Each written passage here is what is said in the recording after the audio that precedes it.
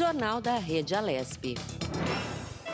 Vamos para mais uma entrevista aqui no Jornal da Rede Alesp. A gente conversa agora com a advogada Daniela Castro. Ela nos fala agora sobre essa retomada econômica aqui em São Paulo e todos os seus aspectos. Bom dia, doutora Daniela. Bem-vinda ao Jornal da Rede Alesp. Seja muito bem-vinda, Bom Daniela. dia. Seja muito bem-vinda, Daniela. Você está ouvindo a gente? Agora tô. Obrigada pelo convite. Doutora, para que as pessoas entendam do que vamos falar, é preciso explicar de um modo didático o que é a advocacy. Bom, a advocacy, ela é uma estratégia, né, para trazer mudanças comportamentais, políticas e sistêmicas. Então, se nós olharmos a evolução, né, da história brasileira e no mundo, muitas mudanças, muitas políticas, elas aconteceram com participação da sociedade civil. Então, a gente separa, às vezes, governo e sociedade, mas nós temos que entender que as coisas... Então, muitas iniciativas que nós vemos hoje nas políticas públicas, leis, regras, elas vieram de uma influência da sociedade civil. Então, você pode, como sociedade civil, atuar diretamente numa organização, né, ajudando pessoas que precisam, como uma forma de caridade, assistencialismo, ou você pode tentar influenciar o debate público, né, e as políticas públicas. Isso é o que a gente chama de advocacy e é o que muitas organizações no Brasil já fazem. Agora, doutora Daniela, justamente, né, por ser um debate que se inclui aí as políticas públicas, nesse momento de pandemia em que as pessoas estão preocupadas com o futuro, como essa expertise da advocacy pode ajudar, então, nessa interlocução, né, de sociedade e poder público? Acho que nós estamos num momento que mostra ainda mais a necessidade. Num momento de pandemia, a gente percebe que o sistema de saúde, por exemplo, afeta a todos, né? Como é a gestão dele, de políticas públicas, nós não estamos desconectados da política. Acho que a política importa. E quando a gente fala política, não é política partidária, mas são as ações que são feitas para o bem comum. Então, o SUS é um sistema público, né, que afeta a todos. Como a gente faz esse regramento, essas regras, essas políticas públicas, no momento de pandemia, mostra ainda mais que elas importam. Então, acho que tem uma valorização no momento como esse, que não só as nossas ações privadas, mas também como as nossas políticas, como que nós temos a gestão pública, os resultados dela afetam a todos nós. Então, eu acredito que cada vez mais a sociedade civil, você tem muitos movimentos, organizações, elas vêm se interessando por educação, por saúde, por combate à corrupção, por melhoria da gestão pública, porque esses fatores todos afetam a sociedade. E se a gente não conectar, e se a gente não ensinar as pessoas sobre política e também as organizações e tentar influenciar para que os caminhos da política melhorem, a gente tem desafios maiores. Então, acho que é um momento de repensar mesmo, principalmente o papel da gestão pública e o papel da sociedade civil. Esse é o que eu acho que o pós-pandemia vai trazer muito para a discussão no país. Doutora, algumas áreas como a cultural, o esporte, serão muito impactadas, né, daqui para frente. Pela sua experiência, em especial no mundo esportivo, qual a sua análise sobre esse momento? Geralmente a gente pensa a cultura e esporte como algo acessório, né? Eu acho que esse é um desafio do país. A cultura e o esporte, elas têm impactos profundos, sociais e econômicos. Se a gente olha a cultura, a gente tem economia criativa, é um setor importante para o país. No caso do esporte, você fala de atividade física, você fala diretamente de saúde, né? A obesidade, o sedentarismo são problemas públicos importantes, né? E que o Brasil vem tendo indicadores que pioram. Então, essas duas causas, né? Esses dois temas que você citou, elas têm a ver muito com o desenvolvimento social de um país. Nesse momento, são setores que entram, como qualquer outro, no pensar a retomada, né? Então, as atividades, hoje se fala muito sobre a atividade física como importante, como prevenção, inclusive para momentos com doenças respiratórias ou como doenças como essas. Então, acho que tem que seguir protocolos, tem que acompanhar os protocolos que estão sendo feitos. No caso do esporte, muitos estão voltando, mas seguindo protocolos internacionais e construindo protocolos de retomada, mas é importante levar esses setores também a sério, que podem contribuir, tanto no caso agora da pandemia com saúde mental, né? Você fala da cultura, aumentou o consumo, né? É o que tem feito a arte, né? A cinema, a música, e também a necessidade de atividade física. Então, são setores que são muito importantes e que tem que ser pensados numa retomada seguindo esses protocolos, mas tão importantes como outras áreas, né, como educação, por exemplo.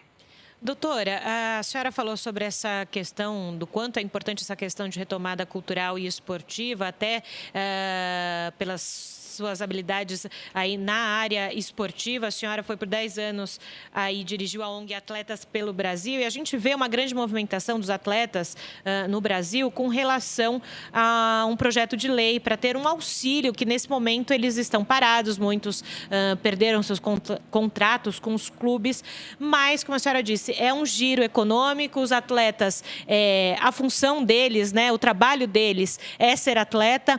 Eu queria que a senhora fizesse uma análise, então, dessa questão de retomada pelo lado dos atletas, não só pelo lado das entidades esportivas, né? Eu acho que é um setor, ele é específico, né? Então, todos os setores eles estão se organizando para pensar como é que as entidades esportivas não tem como, né, distanciar dos atletas, né? Porque muitos, o trabalho é justamente direto. Acho que todo o setor está se organizando para ver como que vai passar esse momento de pandemia, né, com uma queda brutal dos recursos. E áreas como a cultura e o esporte, como elas são ainda áreas consideradas acessórias, elas têm aí um impacto muito grande, né? O que eu acho é que a política pública ela deve ser pensada justamente para que a gente possa retomar as atividades com um maior protocolo e pensando no setor como um todo, não só no alto rendimento, né? O alto rendimento, ele tem agora um desafio que está sendo discutido com as próprias confederações e federações, né, onde os atletas estão vinculados, mas o desafio é pensar a retomada das atividades dos profissionais, que eu acho que também tem a ver, né, com o projeto de lei, dos profissionais que trabalham o setor, né, de atividade física, que a gente quando pensa em esporte, pensa alto rendimento, mas uma boa parte dos profissionais estão na escola e também nos municípios, né, no setor privado. Então, esse realmente é um desafio de todo o país, né, como segurar nesse momento em que todos os serviços, né, estão comprometidos economicamente. Doutora, a palavra que define o momento que a gente está passando agora seria mudança, né? Qual sua análise sobre as políticas públicas daqui para frente? O que eu falei no começo, mudanças tem a ver justamente com este momento que a gente sacudiu, né, o país e o mundo. Acho que a grande mudança é a gente perceber que gestão pública importa, né? Todos os impactos que nós temos no país hoje, ele não tem mais um problema de agenda, de leis, né? Lógico que tem leis que precisam ser aprovadas, aprimoradas, mas o país vive um momento que falta implementação. Então, não é possível no país a gente ter indicadores de saneamento que impactam a saúde das pessoas, como a falta de água tratada, né, e de esgoto, que impacta, por exemplo, no momento de pandemia, em que você tem que ter a higienização, a gente ter números que são metade da população brasileira não ter esgoto tratado, né? Ou indicadores de educação. Então, no momento em que todos têm que ficar na escola, fazer uma escola via vídeo, as pessoas não têm acesso à internet. Então, essa é a discussão pós-pandemia, né? Fica muito claro que esses temas afetam a todos, as desigualdades ainda se aprofundam, porque quem consegue acompanhar a escola é quem tem acesso à internet, por exemplo. Então, a mudança que o país tem que olhar agora é olhar para a gestão pública e começar também na área social a ter metas. Então, por como que a gente tem indicadores tão ruins ainda hoje. O problema não é mais de legislação, é de implementação. Por isso que a atuação da sociedade civil em exigir mais gestão pública, metas, resultados, né, e mostrar e que todos nós nos envolvamos nesse problema coletivo é a grande mudança que eu acho que o país tem que olhar para num futuro não passar por isso, e outra, há avanços que a gente precisa de implementação de políticas públicas, precisam acontecer já, não é mais admissível que o país, um país já considerado de renda média, ainda tem resultados tão ruins e indicadores tão importantes para o desenvolvimento, né? E não digo só desenvolvimento social, econômico também, as perdas são muito grandes para o país não levar a sério a sua área social. Agora, Daniela, você falou uma questão muito central, né? Gestão pública e como que ela será, ela terá uma nova visão nesse pós-pandemia e como que a sociedade, então, vai poder influenciar esse novo Brasil, esse novo mundo, né, no pós-pandemia?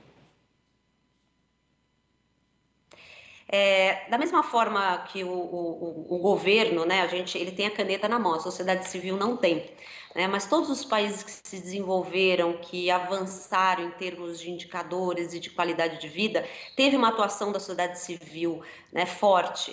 Então, nós temos no Brasil movimentos, nós temos a ficha limpa, foi uma lei aprovada com mobilização da sociedade civil, nós temos vários avanços em várias áreas por conta da sociedade civil, mas a gente tem que aprofundar ainda mais, né?